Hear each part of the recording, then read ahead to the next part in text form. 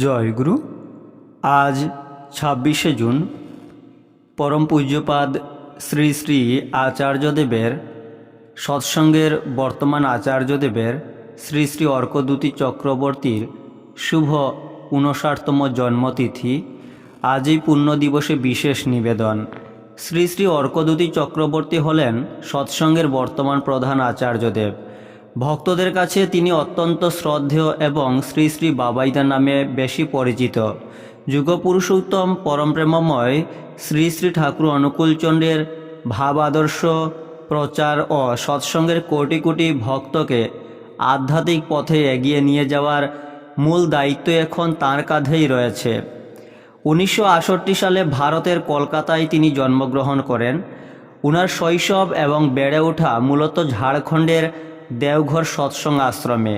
তিনি সৎসঙ্গের আচার্য পরিবারের যোগ্য উত্তরসূরি। ২০২১ সালের ২৬শে ডিসেম্বর দেওঘর আশ্রমে উনাকে নতুন আচার্য হিসেবে বরণ করা হয়। সৎসঙ্গের পূর্বতন প্রধান আচার্যদেব পরম পূজ্যপাদ শ্রী শ্রী অশোক রঞ্জন চক্রবর্তী শ্রী শ্রী দাদা প্রয়াত হওয়ার পর তিনি এই পদে বসেন। শ্রী শ্রী দাদার মেজ ভাই ডাক্তার অলোক কুমার চক্রবর্তী পূজনীয় মেজদা ভক্তদের সামনে সংকল্প বচনের মাধ্যমে তাকে এই দায়িত্ব অর্পণ করেন।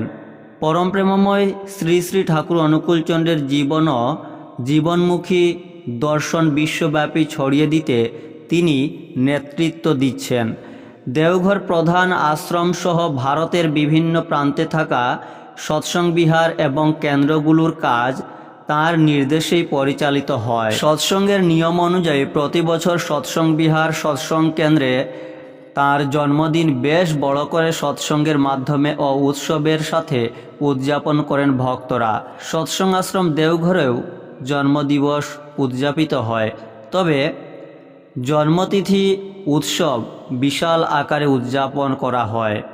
আজ ২৬শে জুন জন্মতিথি উৎসব পালিত হচ্ছে উষাকাল থেকে এবং বিভিন্ন অনুষ্ঠানের মাধ্যমে রাত পর্যন্ত এই অনুষ্ঠান চলবে। আচার্যদেবের কাছে নেতা মন্ত্রী বিধায়ক থেকে শুরু করে ধনী দরিদ্র সমাজের নামিদামি ভক্ত নরনারী সব স্তরের ভক্তরাই আসেন শান্তি এবং পরম কল্যাণ লাভের আশায়।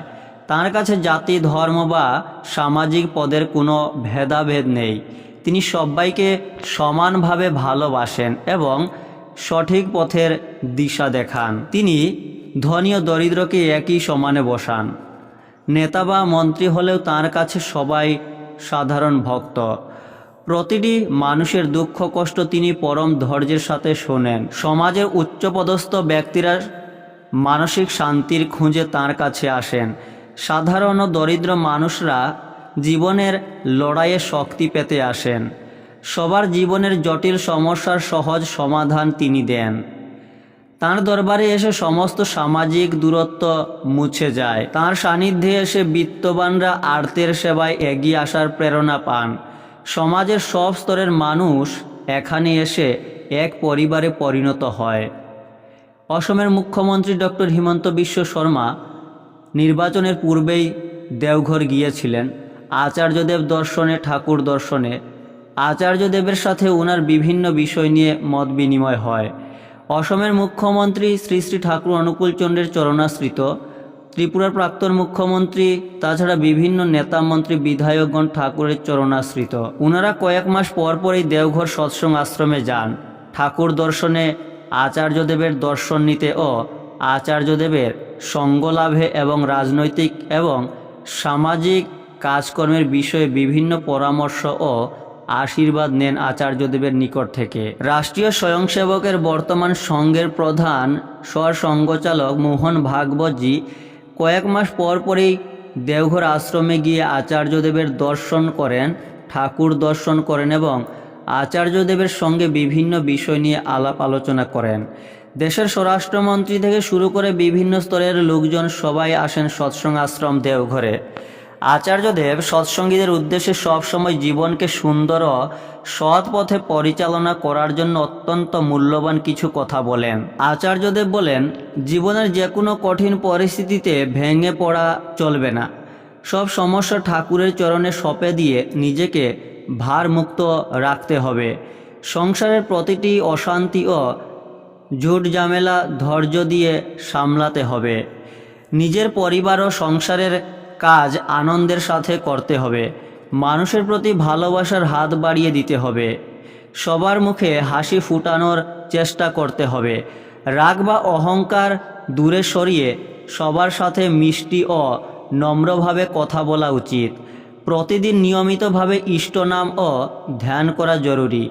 জীবনকে সুস্থ ও পবিত্র রাখতে সৎসঙ্গের নিয়ম ও সদাচার পালন করে চলতে হবে।